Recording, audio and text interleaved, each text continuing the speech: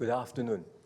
I met President Tharman earlier today and accepted the invitation to form the next government of Singapore. I also informed the President of the new cabinet lineup, which I will be announcing today. In assembling this team, I have consulted my colleagues and have sought to balance the need for continuity and renewal.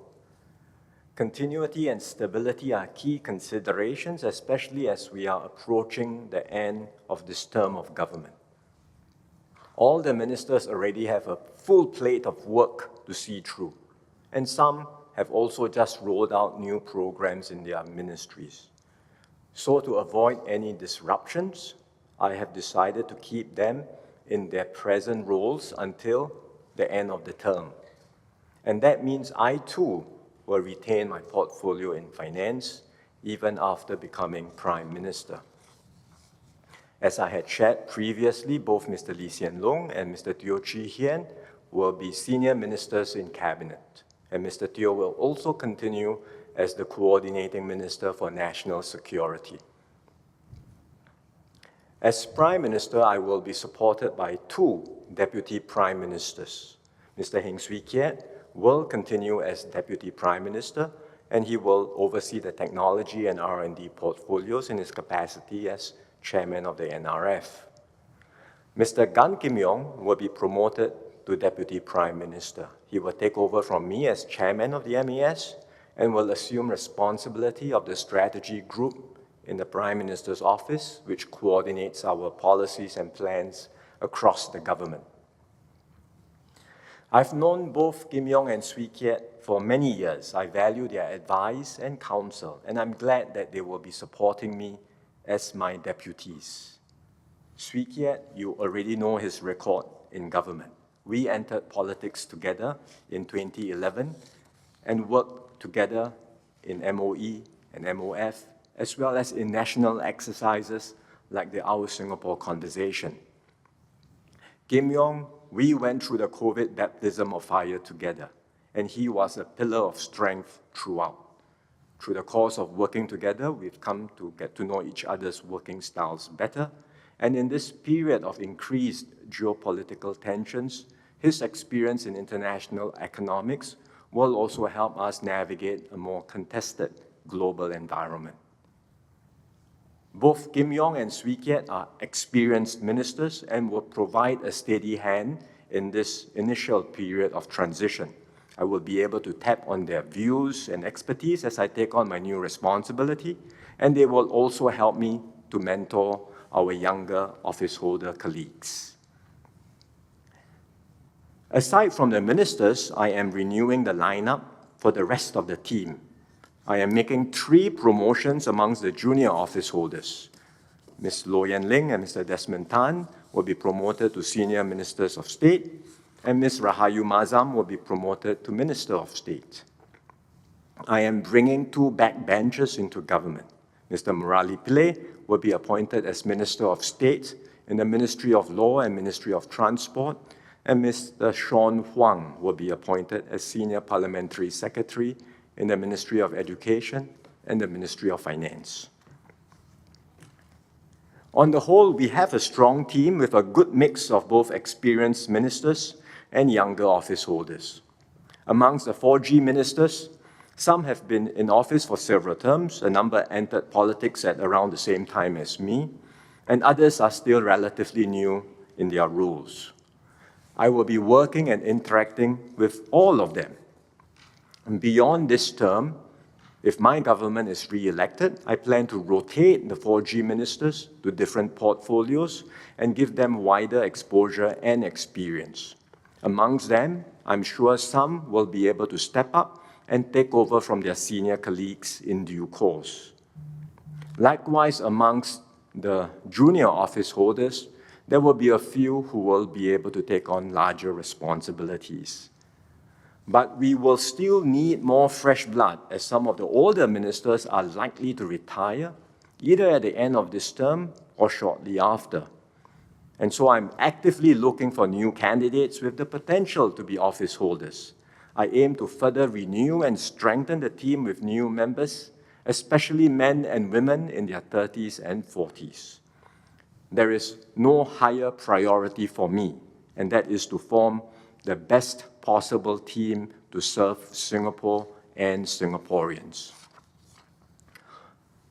Overall, we have a full agenda ahead of us to keep Singapore safe and secure, to tackle the immediate concerns of Singaporeans around cost of living and jobs, and to translate our Forward Singapore aspirations into concrete programs for the benefit of all Singaporeans. More and more, many of the issues we deal with will involve close linkages between the economy and the society.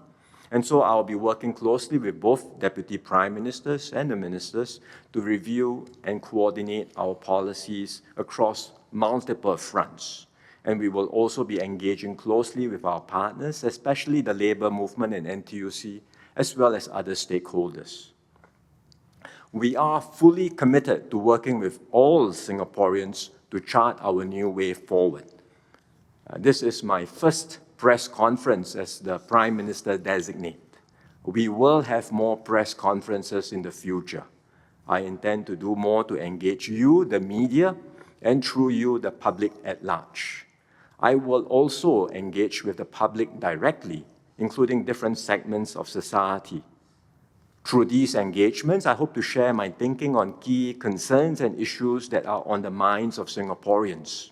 And I also would like to listen, get feedback and views, and get inputs as to how we can best shape new policies and programs together. So I look forward to involving all Singaporeans so that we can take Singapore forward together. May we now invite Minister Gan to deliver remarks. Thank you. First, I would like to join my colleagues to thank Prime Minister Lee Hsien Loong for his dedication and commitment in his service to Singapore and Singaporeans. Over the last 2 decades, Prime Minister Lee and his team have laid a very strong foundation for Singapore, which has given us the confidence to face the increasingly complex and challenging future.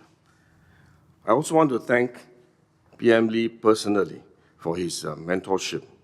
I have the privilege to serve all 3 Prime Ministers.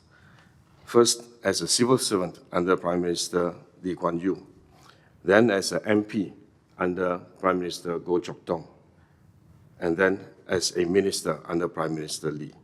PM Lee has been a great leader and a nurturing mentor to me, and under his leadership, Singapore has become a much caring and inclusive society.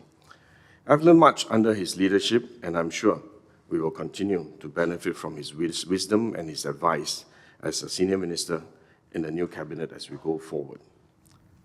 I'm grateful and humbled that the incoming Prime Minister Wong has asked me to continue serving as a member of his new cabinet. Although I'm not quite 4G, as many of you know, it is indeed my honor to be given this opportunity, and I will do my best to support the new Prime Minister and his team. It has been a pleasure working with Lawrence, first as a fellow MP in neighboring wards. He's in Marsiling UT and I'm in Choa Chu Kang GRC. We are adjacent to one another. We did many things together, many local projects together to benefit our residents. Then as colleagues in the cabinet, and later as co-chairs in the MTF during the pandemic. And I've seen his strong leadership, particularly in the midst of crisis. And now he has become Singapore's 4th Prime Minister to lead the new cabinet and Singapore forward. As Minister for Trade and Industry, I will continue to focus on economic issues. I will work with various economic agencies and ministries to navigate through the increasingly complex and challenges ahead of us. I will strengthen the resilience of our economy, create more opportunities for our businesses and our people, and help our enterprises to develop and nurture. At the same time as DPM, I will support the Prime Minister. I will work with DPM Heng and across various ministries and agencies to coordinate the whole of government approach to formulate and implement key policies. The strategy group will help to assess and review these policies to ensure that they are consistent and appropriate. Together with DPM Heng, I will do my best to support the Prime Minister and help my younger colleagues in whichever way I can to build a strong team that will lead us forward. Thank you. May we now invite remarks from DPM Heng. Thanks. Thank you. Well, members of the media, first, let me join Kim Yong and colleagues to thank Prime Minister Lee for his decades of outstanding public service, and in particular, his last 2 decades as our Prime Minister. I think I've given several interviews to the media on what I saw as PM Lee's biggest contribution to Singapore and what he had done for us. So I think I will not repeat this. Now, like Kim Yong, I've been privileged to work closely with 3 Prime Ministers. I was the PPS to then Senior Minister Lee Kuan Yew. I learned a lot during that period, particularly during the Asian financial crisis. I was as a Permanent Secretary at the Ministry of Trade and Industry. I worked closely to support Prime Minister Goh Chok Tong then for various meetings, including in APEC and in ASEAN. And then Prime Minister Goh was also my chairman at the MES during the global financial crisis, and with Prime Minister Lee since my entry into politics in 2011. In fact, Lawrence and I entered politics together in 2011, and we've been working very closely in the Ministry of Education and later in the Ministry of Finance. And I particularly appreciate Lawrence's support during the COVID pandemic, especially in the year 2020 when we had to roll out 5 budgets in just 1 year. And Lawrence was a pillar of support during that time in rolling out this budget, one budget after another.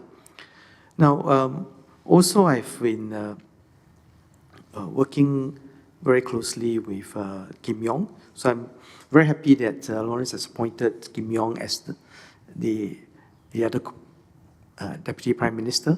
In fact, Kim Yong and I worked very closely when I was in the Ministry of Finance and he was at the Ministry of Health, rolling out the various packages, Pioneer Generation and the Merdeka Generation. And even before that, we were working together on the Community Network for Seniors. So I've known Kim Yong and worked with Kim Yong since my entry into politics. So we work very closely together, both of us. I'm very happy to continue my role as the chairman of National Research Foundation and to work closely with both Prime Minister Wong and Deputy Prime Minister Gan on our economy, and particularly the future of our economy, looking at what are the new growth areas, particularly those enabled by progresses in science, technology, and innovation.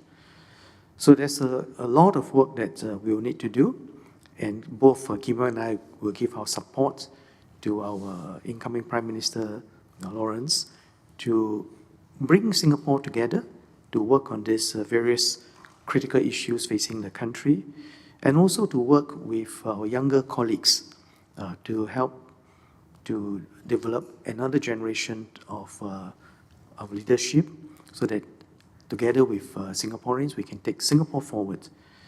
Also, I hope to work very closely together with our academics in our universities, in our research institutes, and public officers in our public service.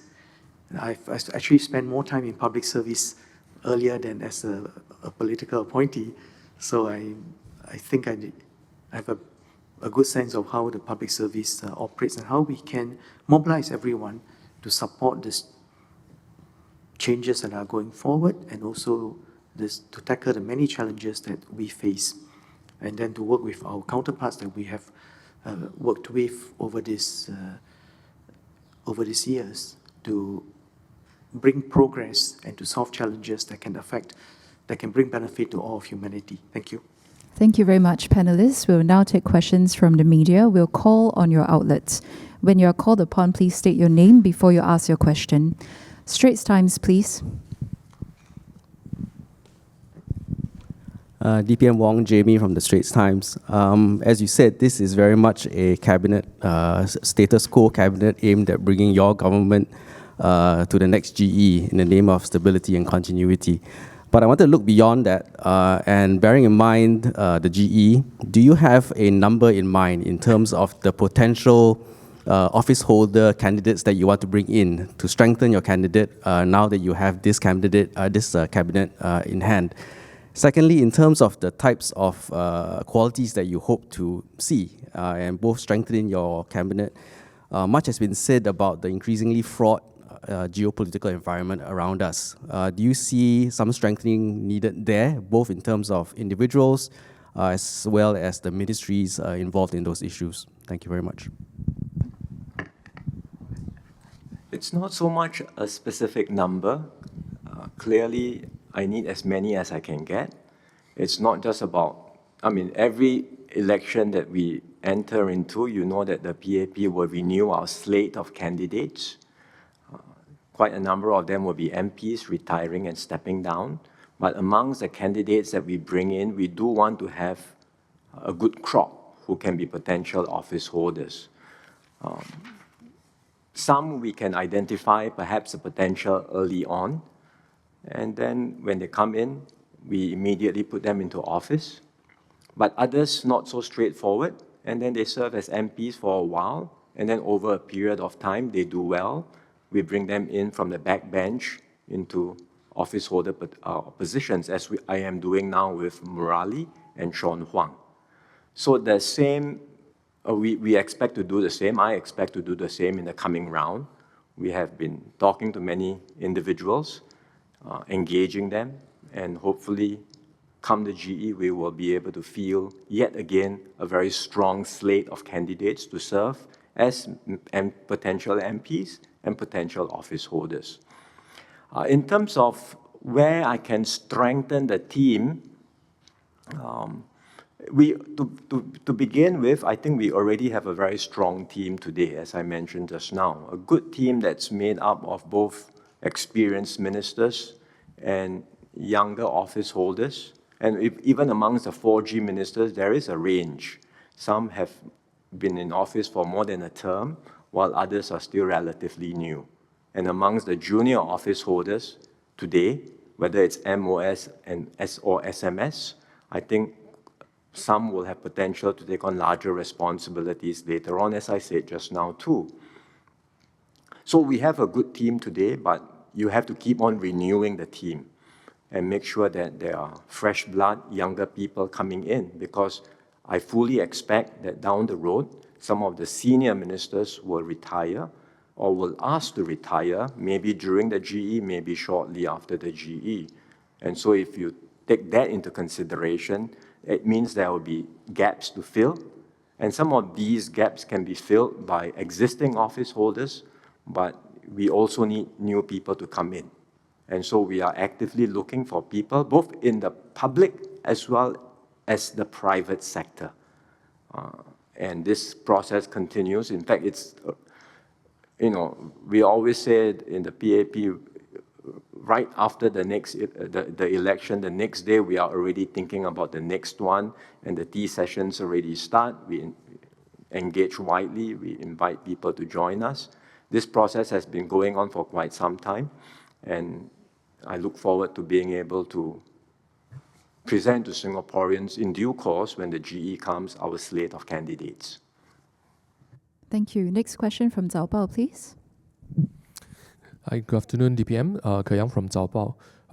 We noticed that there are 9 SMSs this time in the lineup.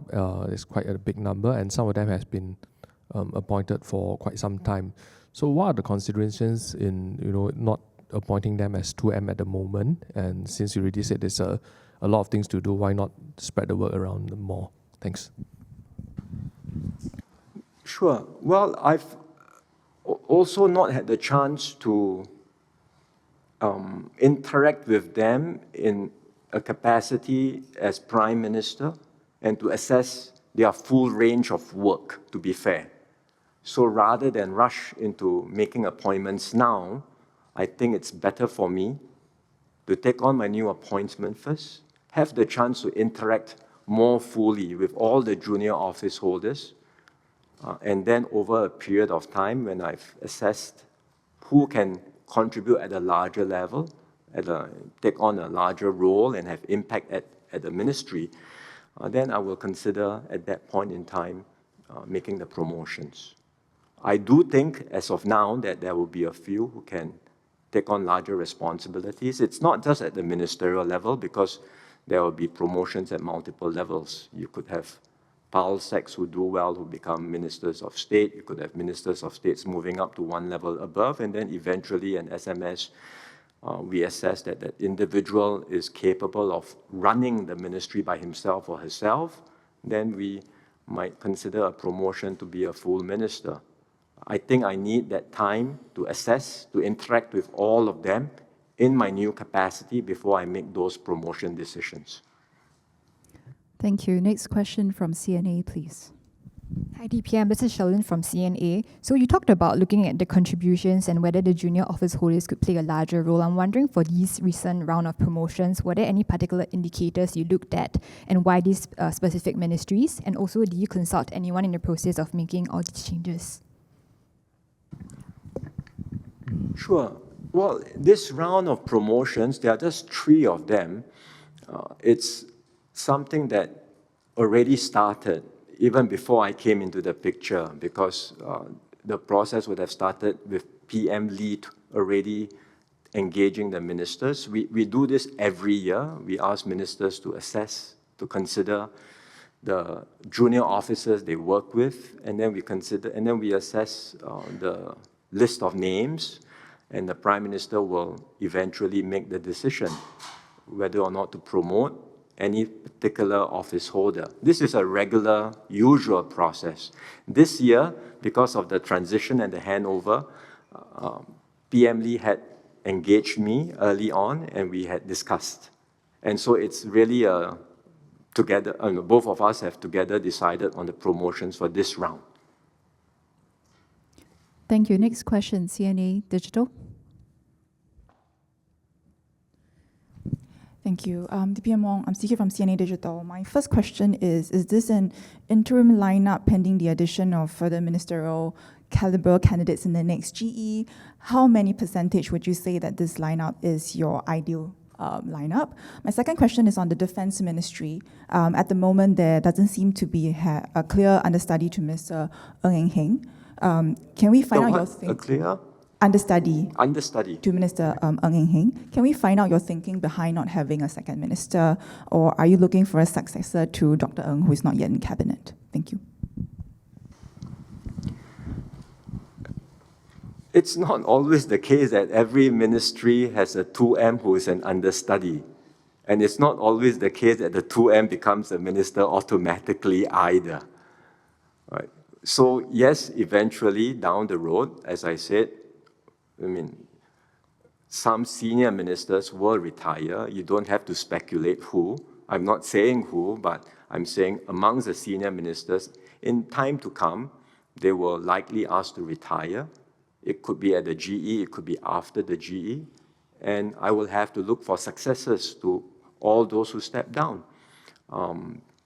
It doesn't have to be from the ministry. It could be from the existing pool of ministers we already have, and that's why I also mentioned after the GE, we will look at rotations of portfolios. We will look at possibilities of giving some of the 4G ministers wider exposure. Your first question was whether this was an interim sort of position. Well, as I mentioned at the very beginning, there is a need for continuity and stability, particularly since we are approaching the end of the term. And as I said, all the ministers have a full plate of work. Some have already embarked on new programs and initiatives. And so rather than making disruptive changes to portfolios, I've decided, in consultation with my colleagues, that we will keep all the ministerial portfolios unchanged this round until the end of the term. Thank you. May we have the next question from Channel 8? Hi, DPM, Pauline from Channel 8 News here. Earlier in Mr. Gan's opening remarks, he mentioned that he's not quite 4G. So I was wondering, what's your key consideration in appointing him as your deputy?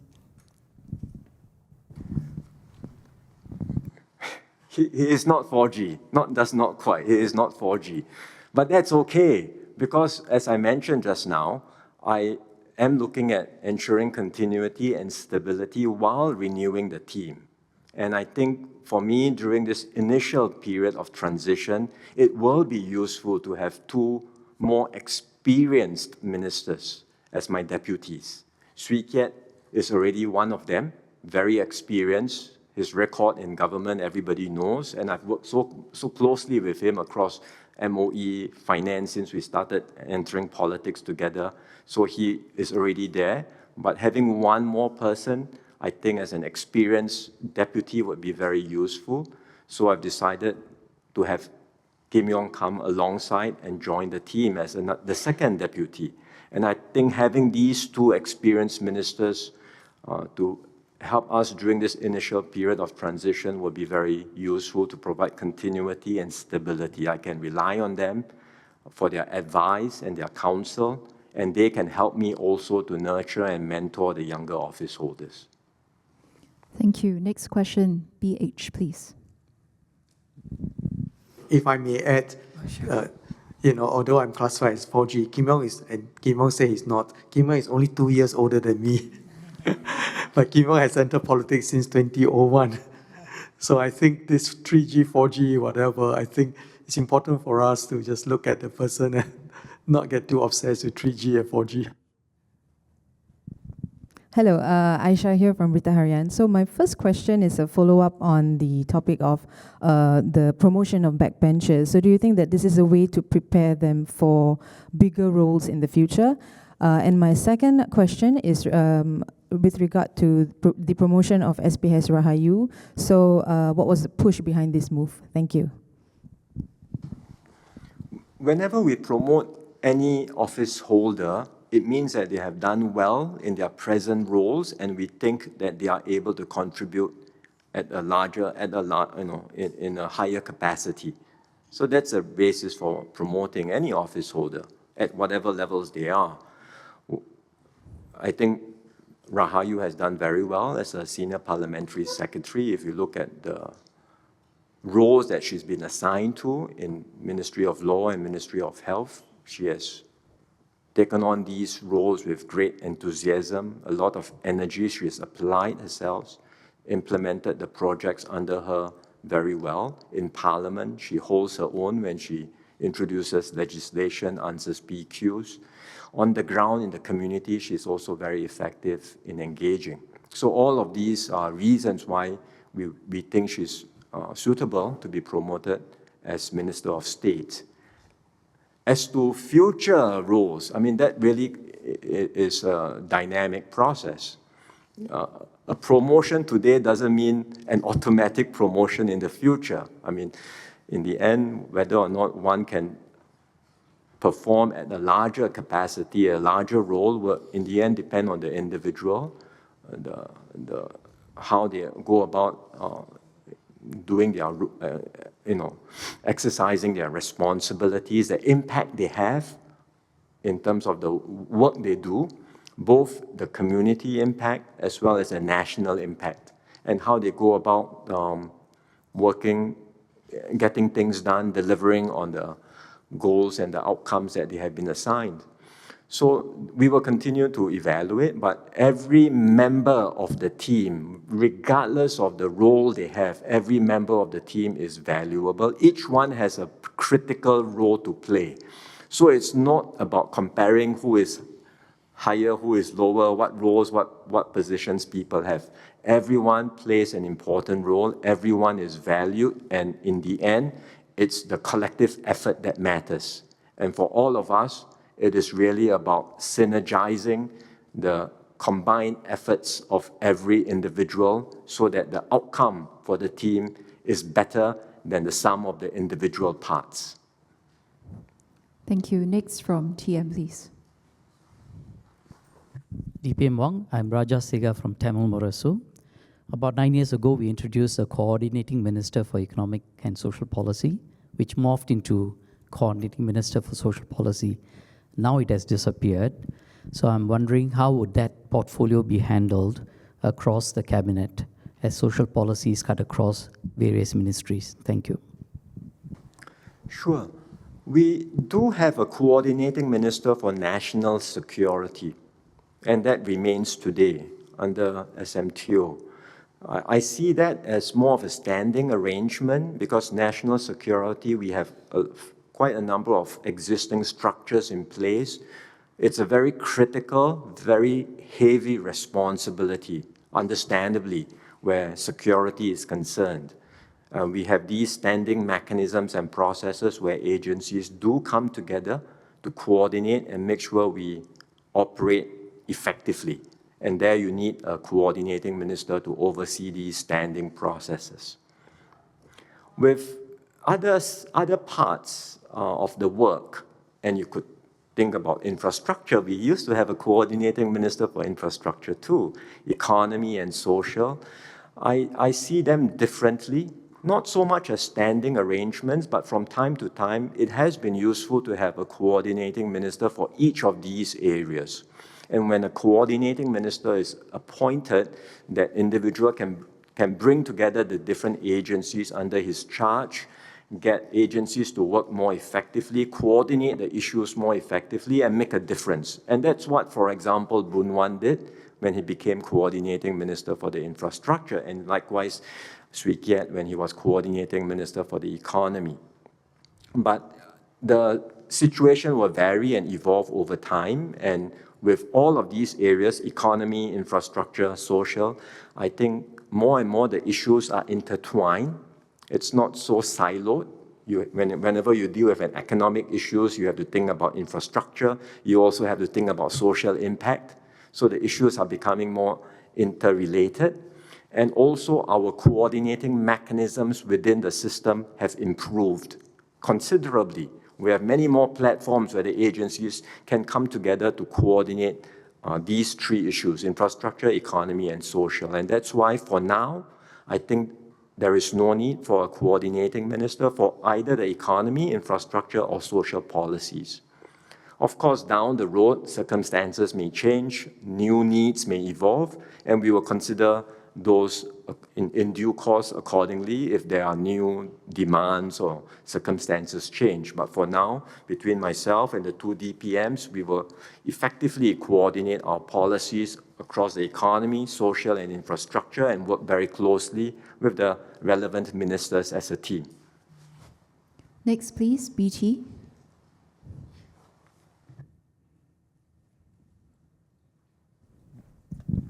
Hi, Tessa from BT here.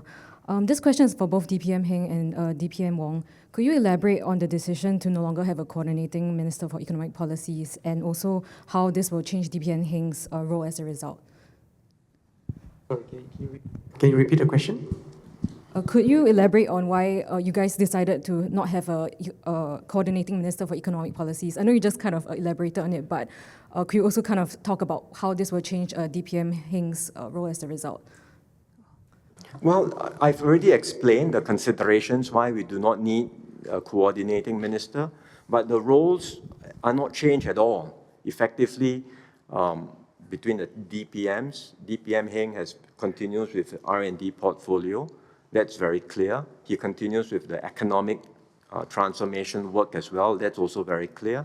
But increasingly, as I said just now, some of this work is not just economic alone. When we talk about industry transformation, we also have to think about societal impact.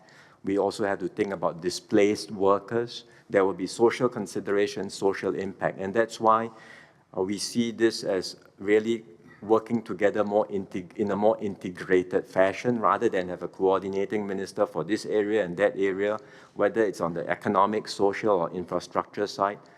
I will work very closely with both DPMs, and we will work with the relevant ministers or ministries to look at the issues more holistically.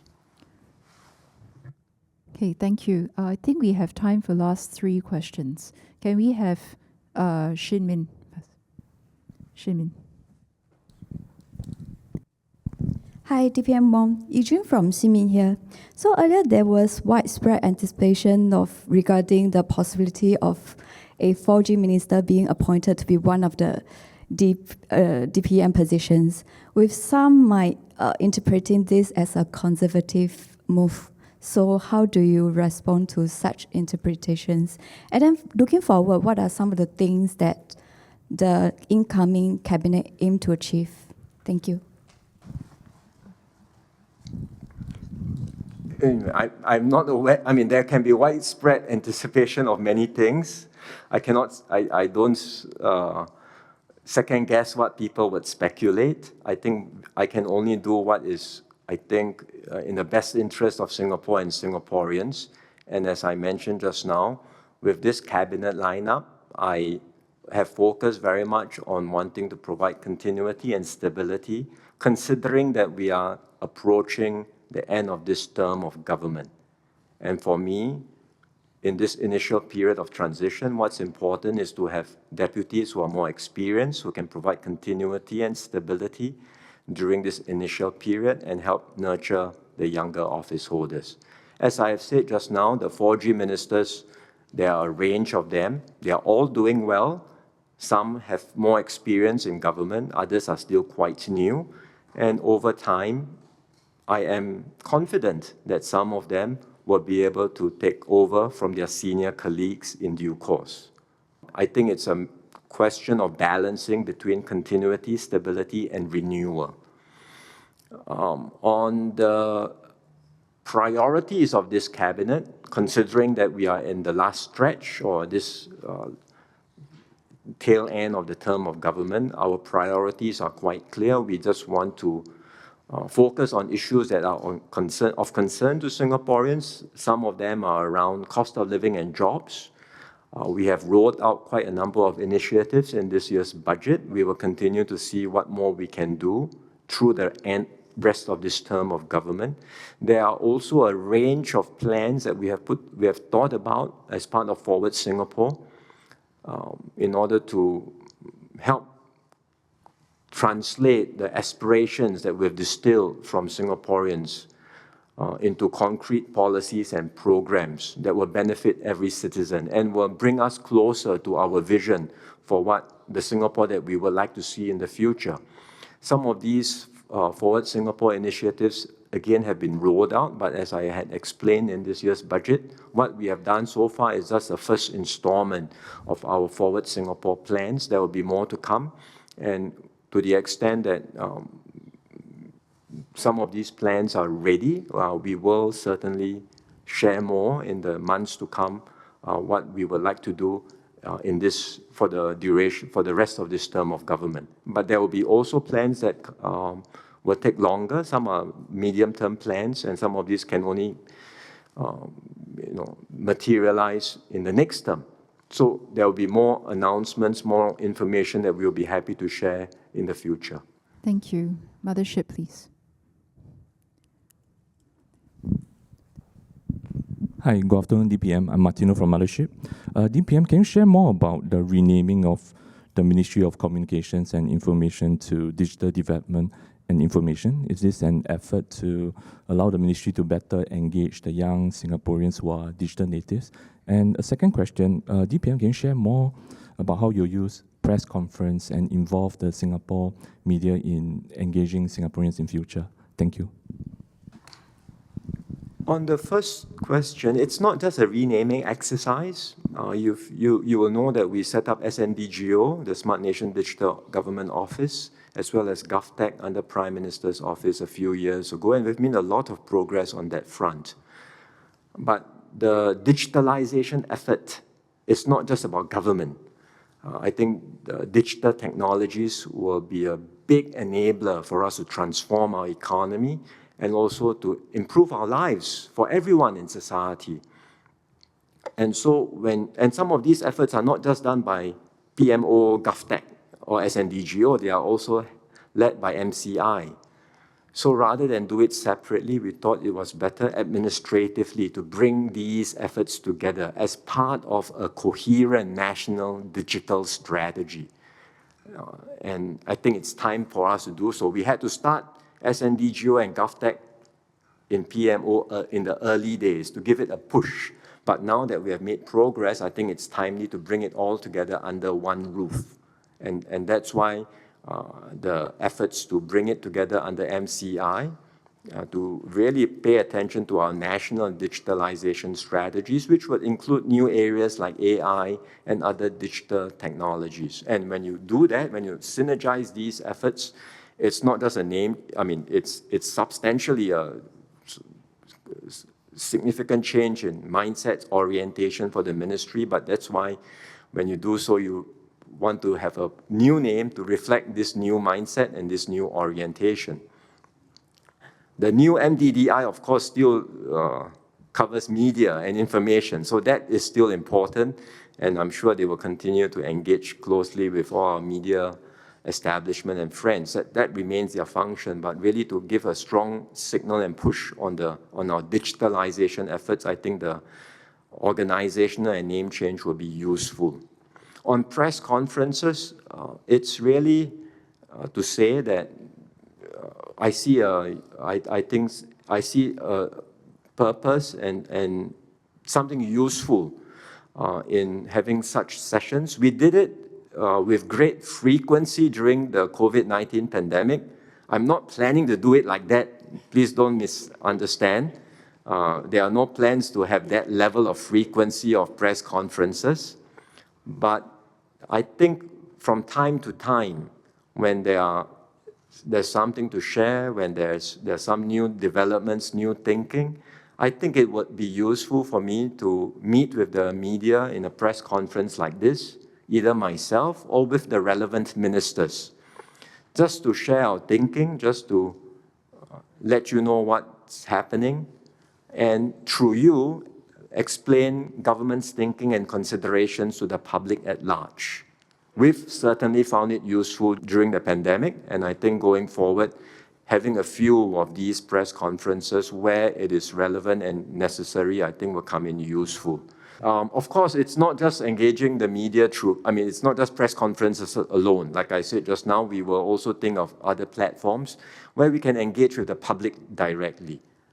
Overall, I would certainly look at going forward, wanting to think of ways we can harness the collective energies of every Singaporean to take Singapore forward in an environment which will be in many ways more challenging because of the geopolitical cross currents that we face.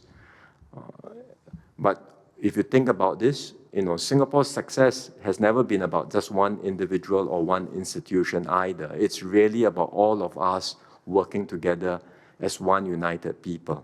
And I will certainly continue to look for ways where we can harness this collective strength of Singaporeans to chart our new way forward together. Thank you, PM Designate. We have time for last follow-up from Zhao Bao to the panelists. 我是李慧玲，华文媒体集团。我的问题是要问两位副总理。严部长，您就是今天的这个场景，您又坐在这个副总理的旁边，会让人家想起就是冠病疫情期间的 MTF 的记者会。这次您在新的内阁当中会担任这个副总理，是这个我们叫做扶上马送一程。想请问您准备这一程要送多远？自己有什么样的目标想要达至的？想要问I would like to ask DPM Heng, you stepped aside as leader of the 4G earlier, and it made it possible for DPM Wong now to take over as Prime Minister. And now you have agreed to stay in the cabinet as his DPM to continue to support him. Can you share with us what went through your mind when you said, when you agreed to stay, and how do you see your role going forward? 或许让我先回答，这个扶上马，走多远，送一程。我想我的态度是，需要走多远，能走多远就走多远。我的态度是尽我所能，能够协助这个新的团队，黄总理所带领的这个新的团队，能够帮助他们能够建立一个非常坚强的一个团队，一个强壮的团队，能够带领新加坡继续走下去，这是我最重要的目的。当然，身为贸易工业部长，我还是有自己任内的工作，也不单只是扶持帮助我们的内阁跟我们的总理，同时也有分内的工作需要做得好。我想目前我们所面对的国际的环境是非常复杂，非常充满挑战，也充满了许多的不定数。所以在这方面，我希望能够尽我所能，贡献出我一点的力量，能够帮助我们的经济能够更上一层楼，这是我的理想。那么对于我们的新的团队呢，我有极大的信心，他们很快就能够胜任他们的新的任务。那么我最后最重要的呢，还是我们的新的领导黄总理最终要决定我的去留，因为我们的态度都是这样，就是说如果有需要我的地方，我会尽我的能力继续去做。那么如果黄总理觉得我已经可以功成身退了，我也很高兴能够随时把交棒让新的一代继续走下去。Well, thanks. I think Hui Ling, when I step aside, I think that was during the period of the COVID, and I am very happy that the 4G leadership have selected Lawrence as the leader. And I think it's very important for us to have a very smooth transition. It is not a given in leadership succession. If you look around the world, this is not common, and I'm very happy that there has been such a smooth transition. And also, in fact, just yesterday, I commemorated my 8th anniversary of my stroke with a nice dinner with my wife and children. That I'm very grateful that the Singapore system has produced such excellent healthcare system that I survived, and is able to continue to work in the last 8 years to continue to serve in the cabinet, to serve Singaporeans. So what went through my mind in terms of the support when Lawrence spoke to me about supporting this transition, first, I'm delighted that Lawrence has been selected, and two, that he has an agenda going forward. To the best of my ability, I would support Lawrence in this very important transition. And also, in the last 8 years, since chairing the Future Economy Council, I'm glad that the economy has made progress. And in fact, I've been working very closely with Kim Yong as the MTI minister on many initiatives. And as we said earlier, in fact, it was not just the economy, because Kim Yong and I, together with Lawrence, have also been working closely on social-related issues. Now, going forward, I'm very happy to continue as chairman of National Research Foundation, and I would do my best in that area, because I think the future economy is going to be defined by science, technology, and innovation. And how do we bring the excellent research that's been going on in our universities, in our A-star institutes, in our public research institutions, together with what we've been doing in the economy, to really make this big